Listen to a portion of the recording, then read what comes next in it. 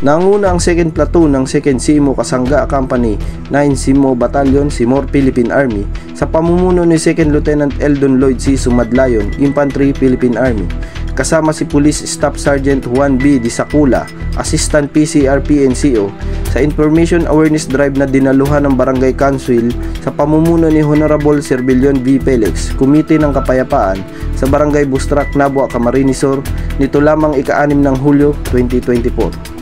Matagumpay na isinagawa ang aktibidad kung saan pinanguna ni Sergeant Ruel Sinyar, isang subject matter expert, ang orientation para sa sektor ng kababaihan, kabataan at magsasaka, recruitment ng CPP-NPA, taktika ng panlilinlang at sitwasyon sa pagsali sa Bicol Region. Kasama rin si Police Corporal Jonard A. Bupete, PICAD member, sa pagbabahagi ng mahalagang kaalaman ukol sa drug awareness at kasabay nito ang pamamahagi ng ating kasundaluhan ng mga leaflets patungkol sa ICLIP at recruitment sa Philippine Army. Patuloy ang ating mga kasundaluhan sa pagsasagawa ng ganitong aktibidad upang mabigyan ng kaalaman at mapanatili ang kapayapaan at seguridad dito sa Kabikulan. Mula sa 2nd Simo Kasangga Company, ako po si Roland at ito ang inyong Kasangga News.